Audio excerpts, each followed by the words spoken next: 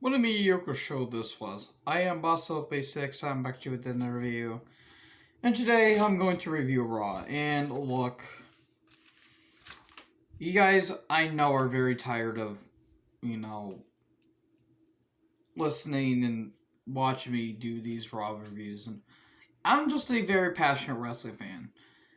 I will be making another video soon, trust me.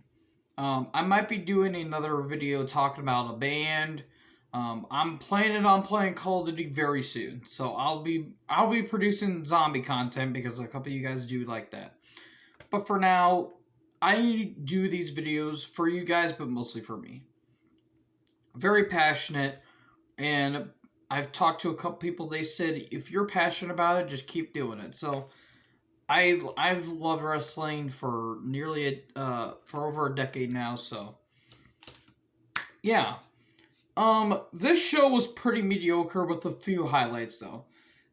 Start the show off with the recap of Elimination Chamber for the WWE title match. Okay, so quick disclaimer, quick review over Elimination Chamber that happened Sunday. SmackDown was pretty good. Daniel Bryan did not expect to win, but Reigns beat him. And then Edge attacked Reigns, and we're gonna have that match at Mania. Riddle versus Lashley versus John Morrison. John Morrison won a fatal 4-way on the pre-show match, defeating Ali, Elias, and Ricochet because Keith Lee got injured. Riddle won, which I didn't like, but after what they did here tonight, then I can understand it. What else? Nia Jax and Shayna Baszler versus Banks and Belair was sloppy and awkward. And the WWE title match for the Elimination Chamber, that was good, and they miscast him. I didn't like that, but after what I saw last night, this could be a blessing in disguise. So, we get a recapture of the Elimination Chamber, McIntyre winning, and then Lashley attacking Drew, spearing him, and then Miz cashing in. And I was mad, but after what happened tonight, this could be a good thing. Morrison's in the ring, we get a championship ceremony, kind of the same shtick that Miz did when he first won the WWE title. And all of a sudden, the Hurt Business, aka Lashley and MVP, come out. Lashley gives Miz an ultimatum saying that you have an hour to make your decision to give me a WWE title match because I helped you win it from Drew last night. So, okay. Lucha House Party and Riddle are backstage. Riddle with the scooter, I do not get it. He was talking about Warzone and the Gulag, and I don't get Riddle's shtick. He's a great athlete, I just don't get it. Then we get a recap of the U.S. title match between Riddle, Lashley, and Morrison. And we get John Morrison versus Riddle. This was a good match. I just don't get Riddle. What is Riddle? Goes on for a little bit. Bro Derek 123. Morrison looked like he tweaked his knee, so I hope he's okay. And then we get a Rhea Ripley video package. Okay, she's coming to Raw. I figured she was going to go to SmackDown, considering that's what the rumors are. The rumors I've heard. I'm sorry. We get clips of Bad Bunny and SNL. Okay, I just want to say, I don't care about Bad Bunny's music. I just don't get it. It's rap. Okay, cool. It's generic rap. It's whatever to me. I'm not a rap guy, if you guys know me personally. However, he seems like he's having fun, and he's doing very, very, very good with his merchandise money. He's giving it to charity and all that stuff. He's pro-women. He's, pro-LGBTQ. He's, as far as I know, he's a good person. I just don't care about his music. And you could say that about other musicians and all that stuff. And then Bunny and Priest are backstage. Truth tries to do some comedy. Truth should be getting like $250,000 for doing this stupid, 24/7 shenanigans. Seriously, he tries. God bless him. This was a little funny considering that Priest kind of called him out and Truth just ran off. So I I didn't mind it, honestly. I just thought it was kind of funny. Because, truth, he can do good comedy. Just this whole 24/7 shtick isn't worth it.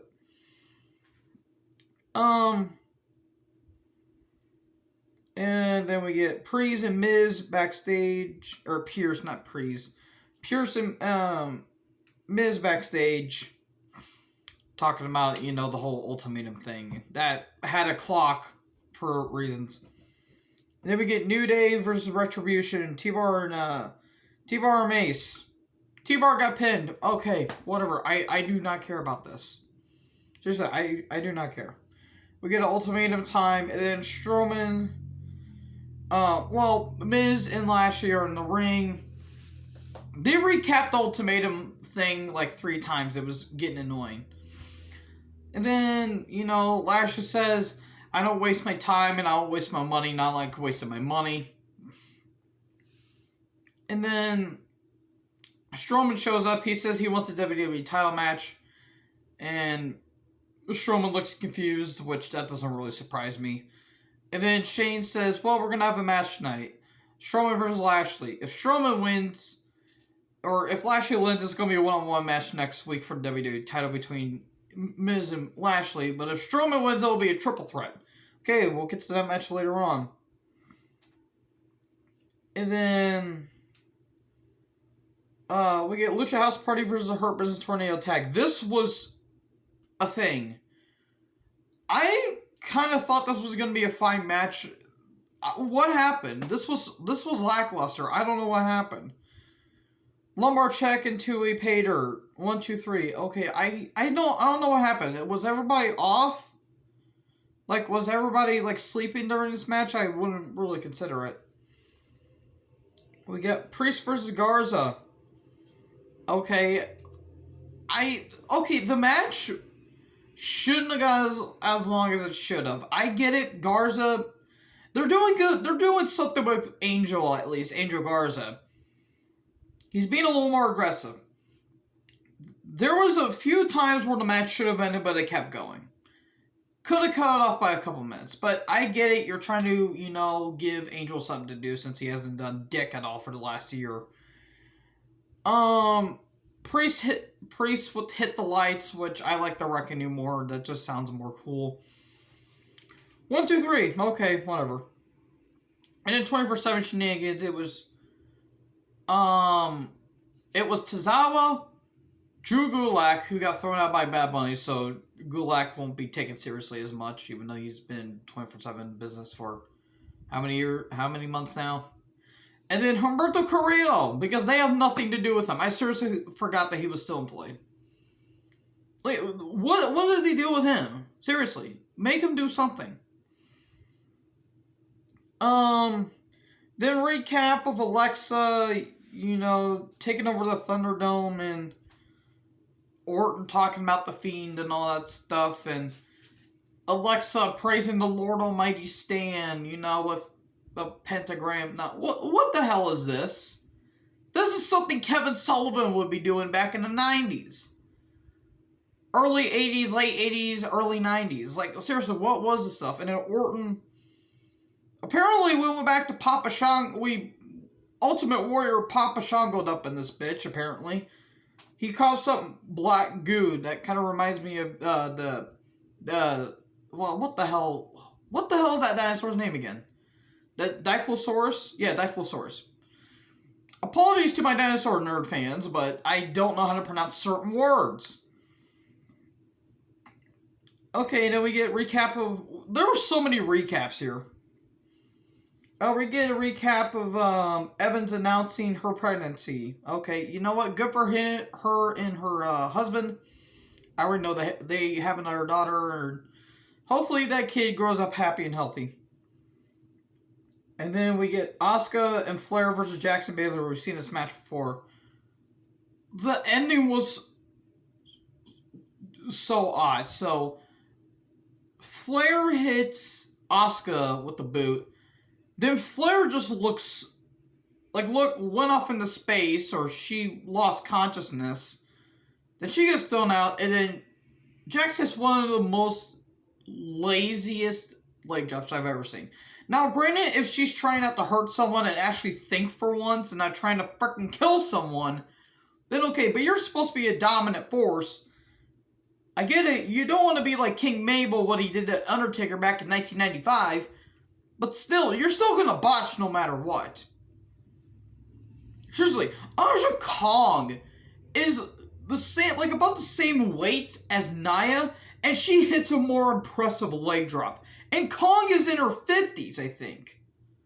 She's been wrestling for 20 plus years. 20 or 30 plus years, and she can still hit a better leg drop than frickin' Nia Jax would. Seriously, it's just dumb. Hardy versus Sheamus. This happened. Hardy is washed. Bro kick 1, 2, 3. Okay. Charlotte and Rick are backstage. Only one good thing came out of this. Flair said that Rick sees a potential in a woman, and then Charlotte says you see potential in a lot of blondes.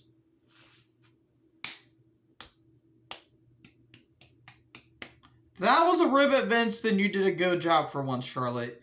This was just awkward besides that. Lana and Naomi versus Dana and Mandy. This barely went 2 minutes. Naomi and Lana win. Okay, who was this for? Who was this for? This was for nobody. This was just a filler match. Then we get Styles versus Ricochet. It was average. It was fine. Ricochet gets sell too, because Ricochet looked like he got rocked a couple times. Styles Clash 1, 2, 3, and then Omos attacks. He hits a Kali bomb, and it was somehow better than what the Great Khali could have done. Seriously, just let Omos do his thing. Like, put him in a match or two. And if it doesn't work, then just let him be, Styles' buddy. Because I've seen the man work. He can work. Seriously, this man is impressive. It's insane. And then Miz and Morrison are backstage and Strowman scares him off. And Strowman looking confused. Strowman versus Lashley. This was kind of a squash match. Lashley just destroyed Strowman. Yeah, Strowman hit some moves. He hit the running power slam, but, Lashley kicked out of that. This is how you showcase Bobby Lashley. You should have done this when he came back in 2018. They kind of did it, but then they just dicked it up. Lashley hits a spear. 1, 2, 3. Beats Strowman. Then he puts the Hurt Lock on Strowman. Then he beats the shit out of Miz. WWE has one job. One job. Let Lashley win. Don't let Drew interfere. Give Drew a little bit of time off. Because that way you can do some story building. You can build a story there. Have Lashley win next week. Because I've heard that he's probably going to win next week. Felt like you did it a few years too late, though. However, the way they've been booking him, this could be a monster run. Have Lashley win here, win next week, possibly face Brock at Mania, and then Drew can possibly take the title off of Lashley, and that could be a good 4 or 5 months. Hell, you can have him take him off have the title taken off of Lashley at SummerSlam. That'll be what? 8 months? That could be a very dominant run. So yeah. Bad show, but there were some highlights. Anyways, agree, disagree with what I said. It's not my intro, but I'm going with it. Thank you guys for watching this. I'm sorry. Thank you guys for watching this video. Make sure to like, comment, subscribe. Tap the bell. Join the herd for more notifications. I don't know what I'm saying anymore. I'm Bustle Basics. Peace out.